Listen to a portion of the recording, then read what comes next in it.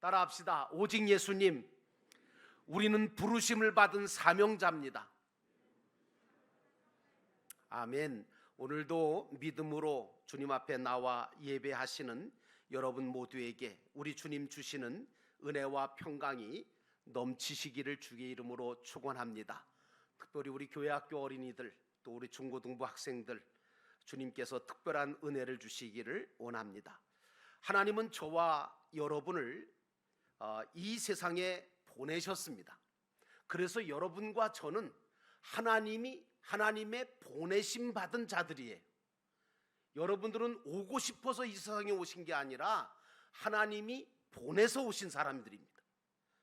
그런데 문제는 뭐냐 하면, 하나님이 보내신 우리가 이 땅에 살아있을 동안에 육신을 입고 생각하는 것이나 행동하는 것이 이 육신이 죄의 몸이라 이 죄에 붙잡히기가 쉽고 사망에 빠져버리기가 쉽기 때문에 그런 죄와 사망에 빠져 살지 않고 영원한 나라의 영광을 누릴 수 있는 자로 구원받게 하시려고 우리 하나님께서는 육신의 몸을 입으시고 이 땅에 오셨는데, 그분이 바로 예수 그리스도시죠.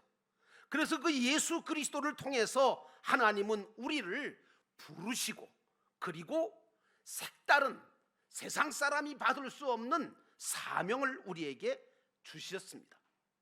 성경 속에 보면 아브라함도 모세도 선지자들도 모두가 다 하나님의 부르심을 받아서 사명을 감당했던 것을 우리가 보게 되죠. 우리가 신앙생활 하는 데 있어서 두 가지를 반드시 알아야 되는데, 가지고 있어야 되는데, 첫 번째는 무엇이냐 하면 하나님께서 나를 부르셨다라고 하는 소명의식이라고 하는, 하나님이 나를 부르셨다라고 하는 이 믿음이 있어야 되고, 두 번째 중요한 것은 뭐냐 하면 주님이 나를 부르셨다면 분명히 목적이 있을 텐데, 그 목적, 다시 말하면 왜 나를 부르셨는지에 대한 사명감도 가지고 있어야 돼요. 그래서 여러분들과 저는 하나님께서 나를 부르셨다는 확신과, 그리고 나에게 어떤 사명을 주셨다고 하는 이 사명감을 가지고 있어야 된다라고 하는 말씀입니다. 오늘 본문의 말씀으로 돌아갑니다. 오늘 주님께서는 우리들을 부르셨다는 겁니다. 17절에 보니까 예수께서 이르시되 나를 따라오라 라고 말씀하십니다. 주님은 갈릴리 바닷가를 지나가시다가 대낮부터 그물을 손질하는 시몬과 그 형제 안드레, 그리고 그물을 깁던 세베대의 아들 야고보와 요한 네 사람의 어부를 부르셨습니다. 여러분도 아시겠지만 지금도 그렇습니다만 어부들은 사실 누구보다 인정을 받지를 못하는 사람들이고, 그 당시에는 아주 평범하고 배운 것 없는 자들로서 세상적으로 볼 때는 부족하고 별로 대접받을 만한 위치에 있는 사람들도 아니었고, 어떻게 보면 쓸모없는 것 같이 보이는 사람이었지만, 주님께서는 그런 어부들을 부르셔서 하나님의 영광을 위해서 쓰시겠다고 그렇게 불러주신 겁니다. 또 우리 주님께서 부르실 때는 무계획적으로 아니면 즉흥적으로 부르시는 게 아니에요. 에베소서 1장 4절 말씀에 보니까 곧 창세전에, 다시 말하면 세상이 만들어지기 전에 그리스도 안에서 우리를 택하셨다는 거예요. 그리고 우리를 사랑 안에서 정말 이 앞에 거룩하고 흠이 없게 하시려고 우리를 부르셨다고 기록하고 있습니다. 그러니 이런 크신 은혜가 사실은 우리에게 있었기에 우리가 영광스러운 부르심을 받게 된 겁니다. 주님께서는, 여러분, 주님께서 아무나 부르시는 줄 아십니까? 아니요. 나를 당신의 자녀로, 당신의 씨로 인정해 주시고 삼아 주셨기 때문에 나를 불러주시는 겁니다. 그러면 왜 부르실까? 우리 주님께서 여러분들과 저를 왜 불러서 이 자리에 오게 하셨을까? 우리 주님이 부르신 이유는 영원한 복을 주시려고 부르셨고요, 누구도 받을 수 없는 하나님의 사랑과 은혜를 받게 하시려고 부르셨고요, 이 땅 위에서 살아가는 동안 하나님의 보호하심과 은혜 주심을 통해서 복 있는 삶, 의미 있는 삶, 가치 있는 삶을 살게 하시려고 우리를 부르신 줄로 믿습니다. 그러므로 사랑하는 성도 여러분, 주님의 부르심을 받았다고 하는 예수 그리스도를 구주로 영접한 저와 여러분은 주님께서 나를 불러주셨다고 하는 이 사실 자체로 감사하며 주님이 맡기신 일들을 충실하게 감당해 가야 됩니다. 왜냐하면 그것이 바로 하나님이 불러주신 뜻이기 때문입니다. 그러므로 사랑하는 성도 여러분, 하나님께서 저와 여러분을 불러주셨다고 하는 이 확신을 가지시기를 주의 이름으로 축원합니다. 여러분이 오고 싶어서 온 게 아니에요. 주님이 불러주셔서 온 겁니다. 성서학 역사가요, 한때는 갈릴리 지방의 장관이었던 요세푸스라고 하는 분에 의하면 당시에 예수님 당시에 갈릴리 호수에는 수많은 어부들이 있었고 배가 330척이나 있었다고 밝히고 있습니다. 이 사실로 볼 때 그 당시만 해도 수많은 어부들이 갈릴리 바닷가에서 고기를 잡고 있었어요. 그런데 유독 이 네 사람만이 주님의 부르심을 받았다는 것은 큰 은혜고 큰 축복이 아닐 수가 없다는 것입니다. 여러분, 우리도 그렇잖아요. 이 세상에 수많고 많은 사람들 가운데 저와 여러분을 하나님이 불러주셨습니다. 그리고 또 사용하시겠다는 겁니다. 오늘 부르심을 받았던 이 네 어부들은 사실에 그들의 삶을 돌아보면 오로지 그들은 고기 잡는 일에만 그게 다인 줄 알았어요. 고기만 많이 잡으면 되는 줄 알았어요. 갈릴리에서 태어나서 갈릴리 바다에서 살다가 갈릴리에서 죽어서 땅에 묻히고 말 자들이었어요. 그저 배운 것이라고 하는 것은 그물질하는 것이고 고기 잡는 것밖에는, 그래서 얼마나 많은 고기를 잡아서 누리며 살 거냐, 잘 살아볼 거냐, 그래서 갈릴리 바다에다가 목숨을 걸고 그물질만 부지런히 해왔던 사람들이 바로 이 어부들이었어요. 오늘 이런 어부같이 세상만 목적해서 육신만을 위해서 살다가 말뻔한 저와 여러분을 주님은 찾아오신 거예요. 그리고 택하신 거예요. 그리고 불러주셔서 주님을 위해 살 수 있게 하늘나라 귀한 상급을 이루도록 역사해 주신 그 부르심에 대한 은혜를 여러분들은 특별히 깨닫게 되기를 주의 이름으로 축원합니다. 세상에 나보다 더 완전한 사람이 얼마나 많습니까? 나보다 얼마나 능력 많은 사람들이 많은데 주님은 보잘것없는 나를 찾아오시고 나를 불러서 구원하실 뿐만 아니라 당신의 자녀로 삼아주시고 그리고 나를 통해서 영광을 받으시겠다는 겁니다. 그러므로 사랑하는 성도 여러분, 하나님께서 저와 여러분을 불러주셨다는 것 때문에 감격하시는 여러분 되시기를 주의 이름으로 축원합니다. 우리는 이런 나를 불러주시고 당신의 자녀로 삼아주시고 세상 갈릴리 바다에서 주님과 사랑을 받으면서 살면서 맡기신 바 주의 일들을 감당하며 주님을 위해 살도록 하셨을 뿐만 아니라 무엇보다 저 영원한 천국에 들어가 주님이 예비하신 영생을 누릴 수 있도록 하신 것에 대한 감사와 감격을 가지고 있는 크리스찬들이 되어야 합니다. 성경은 말합니다. 세월을 아끼라 때가 악하니라. 그러므로 사랑하는 성도 여러분, 여러분에게 주어진 세월 그리 길지 않습니다. 여러분에게 주신 하나님이 주시는 그 기회와 때 그거 많지 않습니다. 그러므로 사랑하는 성도 여러분, 여러분에게 주신 세월과 기회와 그 때를 놓치지 말고 붙잡으시고 허송세월하거나 낭비하지 마시기를 주의 이름으로 부탁을 드립니다.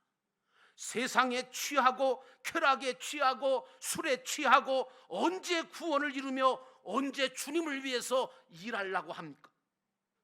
여러분, 그러므로 나는 여러분들이 모든 일에 절제하고 아끼면서 죽도록 충성하면 생명의 면류관을 주시라고 약속하신 주님의 말씀을 붙들고 충성하고 승리하는 하나님의 일꾼들이 다 되시기를 주의 이름으로 축원합니다. 하나님은 저와 여러분을 거룩한 자녀로 불러주셨습니다. 두 번째로 주님은 우리에게 불러주시기만 한 게 아니라 사명을 주셨다는 겁니다. 17절에 보니까 내가 너희로 사람을 낚는 어부가 되게 하리라 하시니 라고 하는 말씀이 나옵니다. 주님은 내가 이 세상 갈릴리 바다에서 고기나 잡아먹고 잘 사는 것만 목적하여 살기를 바라지 않으세요. 영혼 구원하는 일에 앞장서기를 바라시고 주님의 교회를 세워가기를 원하시고 주님의 제자들을 삼는 운동, 다시 말하면 사람을 낚는 어부의 사명을 감당해 가기를 원하고 계십니다. 이것이 바로 우리의 사명이 되어야 되고 이것이 바로 우리 영도교회의 사명이 되어야 하는 것입니다. 갈릴리에서 사람을 낚는 일이라고 하는 이 영혼을 구원하여 제자 삼는 일인데, 이 일은 고기 잡는 일보다 훨씬 어렵습니다. 여러분, 고기도요 혼자 잡는 것도 있지만 혼자 잡으면 많이 못 잡습니다. 여럿이서 잡아야 합니다. 마찬가지로 영혼을 구원하여 제자 삼는 일, 목사 혼자 안 됩니다. 여러 사람이, 두세 사람이 합심하여 기도하면서 함께 힘을 합할 때 그게 가능해지거든요. 그러므로 영도교회는 영혼 구원하여 제자 삼는 하나님 나라 가족 공동체로서 서로 힘을 모아 이 사명을 감당하는 교회고 만들어가야 합니다. 그러므로 사랑하는 성도 여러분, 여러분들이 이 사실을 깨달으십시오. 주님께서 주신 사명, 주님께서 원하시는 그 일에 집중하면 하나님은 우리에게 필요한 모든 것들, 그것을 형통하게 허락하신다는 사실입니다. 여러분은 세상에서 그저 그물이나 던져서 고기를 잡는 것이 본업이라고 생각하십니까? 아니요. 여러분, 물론 직장 다니고 사업하고 그게 여러분의 본업이라고 생각할지 모르지만 우리 기독교인들은 그것 세상 일이 본업이 아니에요. 부업이에요. 우리의 본업은 분명히 하나님께서 주신 사명이 우리의 본업입니다. 우리는 목적 없이 향방 없이 썩을 양식만을 위해서 내 편안함과 안락한 삶을 위해서만 살다가 갈릴리에 뼈를 묻고 죽을 존재가 아닌 거죠. 이 세상 갈릴리에서 맡겨진 사명을 잘 감당하면서 주님 말씀을 따라 살면서 상급을 구원을 이루다가 하나님이 예비하신 영원한 천국에 들어가 주님과 함께 영생을 누릴 거룩한 하나님의 백성들인 줄로 믿습니다. 그러므로 여러분은 무엇을 하시든지 그 일이 주님을 기쁘시게 하는 일이 되도록 힘쓰시기 바랍니다. 여러분들이 하는 모든 일들이 영혼을 구원할 수 있는 일이 되도록 힘쓰시기를 주의 이름으로 축원합니다. 왜냐하면 여러분이 먼저 그의 나라와 그의 의를 구한다면 하나님은 분명히 약속하시기를 우리에게 필요한 모든 것을 더해 주시겠다고 약속하셨기 때문입니다. 그러므로 사랑하는 성도 여러분, 사명에 집중하면 하나님의 축복을 받습니다. 우리 영도교회는 하나님께서 사람을 낚는 데 사용하시는 하나님의 생명 구원선이라고 볼 수 있습니다. 그리고 이 교회의 선장님은 분명히 예수님이시고요, 저와 여러분은 다 어부로 부르심을 받은 자들입니다. 어부인 우리는 선장 되신 예수님의 명령을 따라서 자기 맡은 일에 충성스럽게 감당할 줄 알아야 합니다. 목사는 말씀 전하는 일과 기도하는 일에 힘쓰고 교회 장로님이나 권사님이나 집사님들은 그물에 구멍이 났는지 잘 살펴서 손질할 줄 알아야 합니다. 그래서 기도가 없으면 기도로 봉사해야 하고, 재정이 약하면 재정으로도 봉사할 줄 알아야 되고, 사랑이 없으면 사랑으로 구원선을 위해서 일할 줄 알아야 그것이 바로 진정한 임원이죠. 특별히 우리 교회는 목장이 있는데 이 목장은 바로 어부들이 탄 작은 어선입니다. 고기를 많이 잡을 수 있도록 고기가 어디 많이 있는가를 살피고 말씀대로 그물을 던져서 고기를 잡는 부지런한 그런 목장들이 되어야 합니다. 그러므로 사랑하는 성도 여러분, 교회나 성도나 영혼 구원의 사명에 집중하게 되어지면 하나님은 하늘의 복과 땅의 복을 함께 주신다는 사실을 굳게 믿고 믿음으로 사명을 감당하는 여러분 모두가 되기를 주의 이름으로 축원합니다. 마지막 세 번째로 주님은 우리에게 당신을 따르라고 말씀하고 있습니다. 18절에 곧 그물을 버려두고 따르니라 라고 말씀합니다. 내 제자는요, 배도 버려두고 그물도 버려두고 심지어는 아버지와 품꾼까지도 버리고 주님을 따랐다라고 성경은 말하고 있거든요.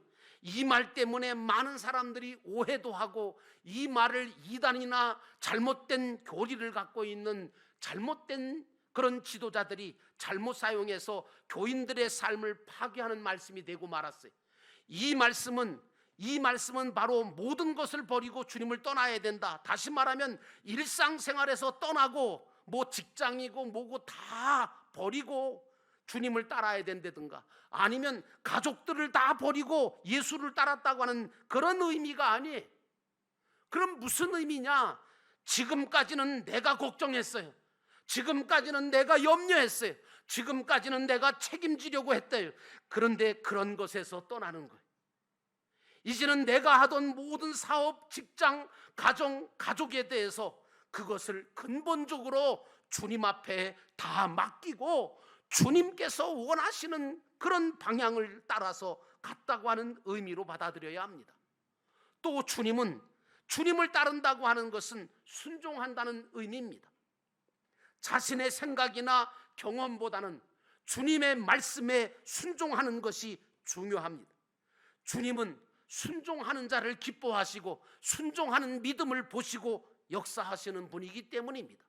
사랑하는 성도 여러분, 주님을 따라가는 것이 복된 길이라는 사실을 깨닫게 되기를 주의 이름으로 축원합니다.